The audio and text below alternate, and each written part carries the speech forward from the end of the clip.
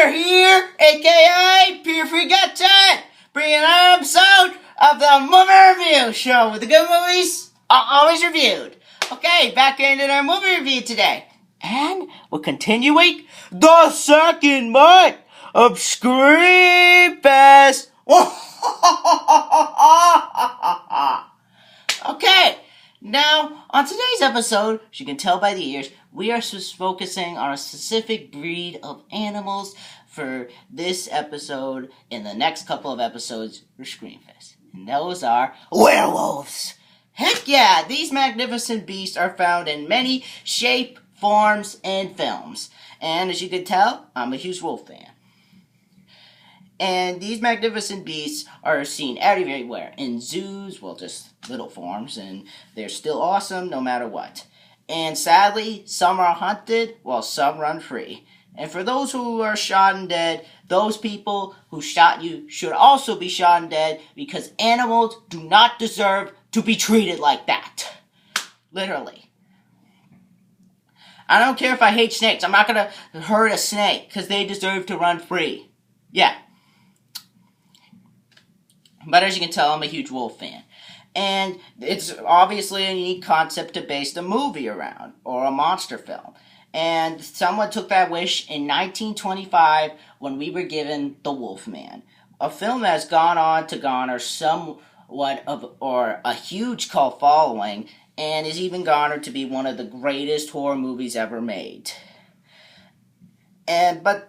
But in 2010, it was reimagined to a lot of hateful comments. And to be honest, that hate that film gets, I think, is too harsh. Because I like the Wolfman remake. There, shoot me. But I'm a wolf. Don't shoot me. You know better than that. Sorry, just burped there. Sorry, just get my posture back. But anyway, but yeah. After all that, there was another time when wolves were battling for the success of horror, and they were also and it was in the form of a film when they were battling for the title of Werewolf Classic. And that was in 1981, when two horror films based on werewolves were released. Joe Dante's The Howling, which some people like, some people hate, and some people say is a better werewolf film, and some people just think it's a horrible werewolf film. But there was also another film that went down as a classic, and that is An American Werewolf in London. Oh, woo! Heck yeah! This film has gone on to become a cult classic, because when it came out, it was a huge success at the box office, and is now considered to be one of the top 100 thrills. And seeing as who's the director is, it definitely surprises me. Now, this edition right here, I think is hard to find. There's a new edition out called the Full Moon Edition, but for me, this is the edition to get, because I think it's probably the best version of the film. It has some good special features, too. You got a making of An American Werewolf in London original featurette, feature commentary by cast members, David Nahn, Griffin Dunn, an interview with John Landis, makeup artist Rick Baker on American Werewolf in London, casting of the hand, outtakes, storyboards, photograph montage, production notes, cast and filmmakers, DVD-ROM features, and many more. But yeah, the film was an instant success, and because of how successful the film was, it has two things from Leonard Moulton, who I think loves the film, because the DVD puts two of those critical things on it, and here they are: dynamite direction and script, a full-blooded horror. I can't read like that. A full-blooded horror film that happens to have a sharp sense of humor.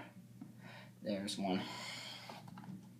But yeah, as you can tell, the film has gone on to be a cult classic. And surprisingly, I had not seen this film until now. I literally did not see this film because my parents, the usual, but I had not seen this film or heard of this film until I saw Vampire Slayer 94's review of it and admits how much he thinks this is one of his all-time favorite werewolf films.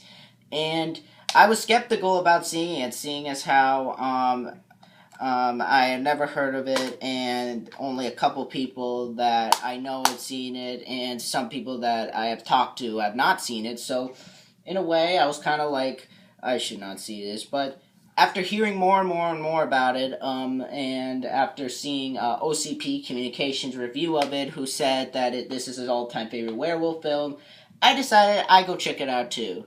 And I'm gonna say this. This is probably my all-time favorite werewolf film. I have to agree with OCP on that. Thank you for that. Thank you for introducing me to this film, by the way. But this film, oh my god, it's awesome. And just seeing it now is just, oh my god, this is just, while it is a werewolf film, it's a unique one at that. And I'll get into why later. But as I said, American Werewolf in London was made in 1981 and was directed by Jonathan Landis, surprisingly. Now, for those who don't know, Jonathan Landis directed National Lampoon's Animal House, a comedy classic. He also directed The Blues Brothers, Innocent Blood, and Trading Places, and Coming to America with Eddie Murphy. So he's directed a lot of comedy films. And it stars David Naughton, Jeremy Auguter, Griffin Dunn, and John Woodbine. I do not seem to know any of these people, but I'll get into their performance later. But I love this film. I really do. I think it's probably the werewolf film that I think gets it right, and I think it's one of the more unique werewolf films. Despite one problem that I do have with it, it's still a classic, and I still have to say it's probably one of my all-time favorite horror films, because it does everything right. But anyway, I can't put it down there. But the basic plot of the film is basically this. We meet these two guys named Jack and David, who are backpacking to Europe, and they stop, and along the way they stop at a bar that seems to be obsessed with witchcraft. It's weird looking. On the outside, they see this, like, their logo is of them putting the head of a werewolf on a spike, and they get told by the people in the bar, stay on the roads and watch out for the full moon, because, there's werewolves out. I guess you already know the answer to that, so there's no need spoiling it, but they accidentally go off the roads, and one of the guys gets attacked and killed, and Jack is the one who gets attacked and killed, and David starts to be attacked, but pretty soon the hunters from the bar, they come in and kill the werewolf, and he gets taken to a hospital, and there he forms an attraction to the nurse, played by Jenny Agutter, who also finds him attractive, and pretty soon when he gets out of the hospital, he starts to basically get to know her better. But before all that even happened, he gets told by Jack's corpse, who is alive in his dreams. He tells him that tomorrow you will become a werewolf, and he's like, oh my god, I'm going to become a werewolf. He tries to rub it off, and he tries telling people that he's going to become a werewolf, but nobody believes him. Not even the doctor that helped cure him doesn't even believe him. So pretty soon, one night, he ends up turning into a werewolf, and he's pretty much going around killing people. And throughout the film, we see him trying to basically fight the fact that he is becoming a werewolf, and we see him trying to basically control himself, but unfortunately that doesn't work out, so of course he's going to go and turn into a werewolf. So now only Jenny Agutter's character can stop him, and so now the nightmare begins. Will she be able to save David, or will he be the next one to turn back into human from a dog form?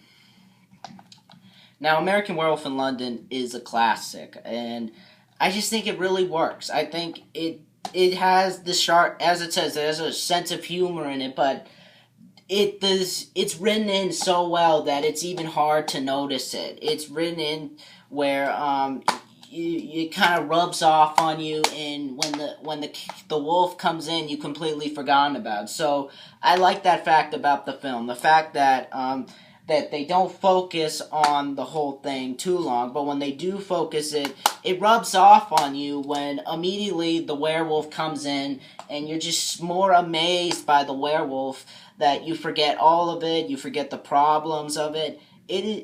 It's just well done, and the story is really well written. And one of the few things that I think they really did well with the film is I like the fact that in the film, when we do see David, when he comes out of the hospital, we see him trying to get over the fact that he saw his best friend in a dream, and that he's telling him, I'm going to become a werewolf, and we see him trying to control himself, like in one scene where that song Bad Moon Rising plays. I see the bad moon rising, I see trouble's on the way, don't go out tonight, there's a bad moon on the rise. I can't sing that song. That's a good song, though, but it's definitely well written, the film. I think Jonathan Landis did a good job with the film.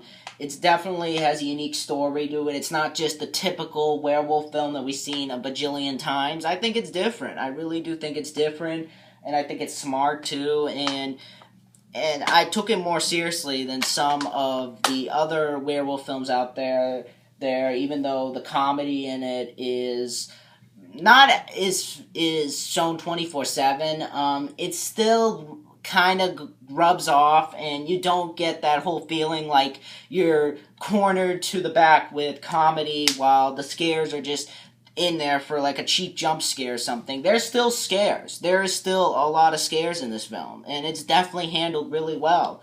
And this movie proves Jonathan Landis can do horror. This movie proves all that, and I'm surprised that it actually managed to prove that, because I think Jonathan Landis did a good job with this film, and I think it was a good step away from Animal House and Blues Brothers. But despite that, I like the fact that he still sticks to the comedy, and I like the fact that he still holds on to what he does, and he still holds on to what he is known for, and I do like that. I do think that is handled through really well. But definitely a really good story, definitely really well written. I like the main character. I thought he was really well done, and that leads me into the acting too. The acting is surprisingly well done. David Naughton, who plays David, I think he does a good job. You like the guy, and you see him when you see him like torn up and such, and you see him with his friend. At first, you see him as this nice guy and everything, and you feel sorry for him. You feel sorry for him when he goes into the hospital that he didn't want this to happen, and he feels torn up about his friends. So immediately, it's a bad trip for him. It's a bad trip, and it doesn't involve drugs. But I like the character. I think he was really well done. He was really likable, and I like how in the film, like, he shows himself trying to control becoming a werewolf. Like the scene, like in the apartment, he's like reading books. He's like, I'm not hungry, and he's trying to wait for the full moon, see if he can control himself from it, and prove that all of that dream was just, made up and everything, and that werewolves aren't real. I thought that was really well done. I thought that was different, and I definitely think that it's done differently in this film as opposed to other werewolf films that I think I've seen. Well, Dog Soldiers is different, so yeah. But definitely really well done. Definitely really well told, and definitely thought that a lot of the scenes were funny, and his character just helped the movie roll along. Griffin Dunn does a good job for the minute that he is in it, and it's definitely his character, despite not having to do much, he still does a good job. He still does what he does, and it's just him being his character. I don't know much about the guy, so I can't say much. Jenny Agutter as the nurse, I thought she was very good too. Like we see her with David, and she's like trying to get him out of it, and she's like trying to talk to him, and David's like flipping out, like, I'm a werewolf, you gotta arrest me, I murdered those people. And she's like, he's on drugs. And I like that. I thought that scene was actually really cool because most of the film, like you see like a woman who likes a guy, and we see her just trying to talk to the guy, and she just stands there and stopped him while the guy just goes off to do something stupid. But in this film, I like that she takes a stand for him. I like that whole part of it, and it just really, really well, it just really adds to the film. It really adds to her character, and I think it builds her as a stronger character. And I definitely think that more women should be portrayed this way, like willing to help the boyfriend as opposed to let him go off and just get into something bad.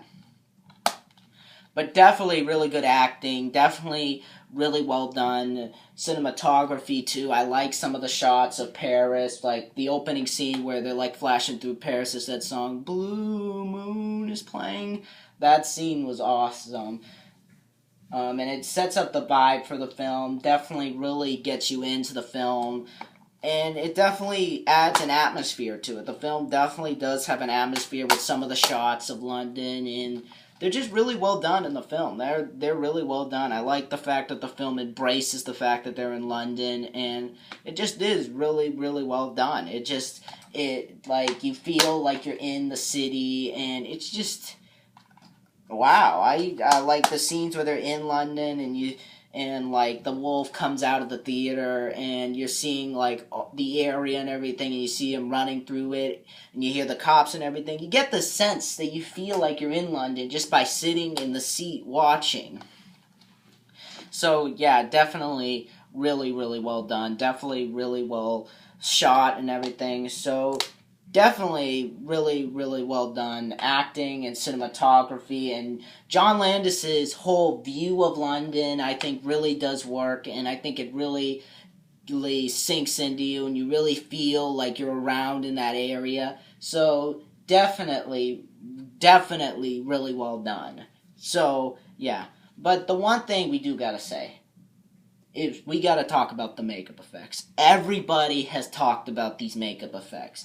They're probably up there with one of the most talked about makeup effects since The Thing. And it is easy to see why, because the makeup effects are extraordinary. This is the way to describe that. Extraordinary. They are just awesome. Like the transformation scene with David, how he's in the house and you see like the thing, like the back go up and everything. It is just so awesome. It looks so realistic that I was like, wow. Like, there are a lot of scenes that were like, wow, but this, I think, had me in awe because not the CGI, that's in the sequel, but the practical effects are awesome, and it's easy to tell that they're practical, and Rick Baker, who did the effects for the Nutty Professor, I think the comedy version, did the effects for this, the Planet of the Apes, the Tim Burton version, Dr. Seuss's How the Grinch Stole Christmas, the one with Jim Carrey, and Men in Black, which is a prime example of practical effects. This movie, I think, has that same vibe of practical effects, and it's easy to see that because the effects in this film are extraordinary. Like, and I like the look of the werewolf too. I think it looks real. I think it really does a good job, like having the fur and everything. Because most werewolf films I think I've seen, they just look like a dog or something. They can't seem to get the werewolf thing right. But I think this film gets it all right with the werewolf, the look of the werewolf. I wonder if it's in here. I just think they did a good job with it. That scene's awesome. Okay.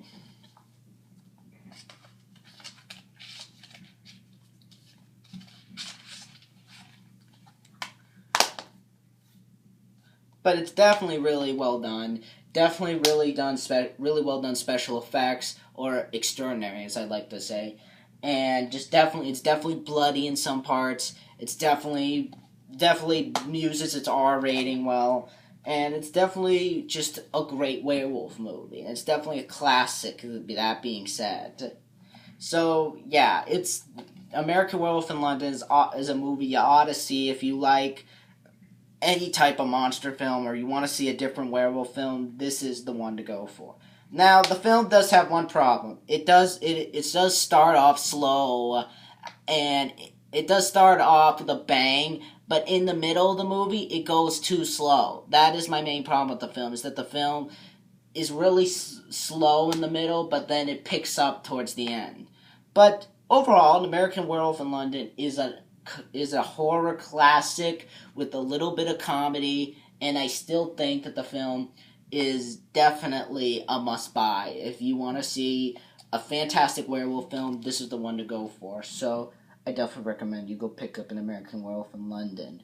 It's definitely a classic. If you like crazy werewolf films, you want something different, this is the one to go for. So overall, I give An American Werewolf in London a 9.5 out of 10. It is definitely a must-buy. If you like the wolf and all that, you will enjoy this film. So definitely go pick it up. But that is my review for An American Werewolf in London. And due to the success of that film, in 1997, December of 1997, a sequel was made, An American Werewolf in Paris, which I will get to after I review this film, VHS. I saw this last night, and I'll be sure to tell you what I think of it.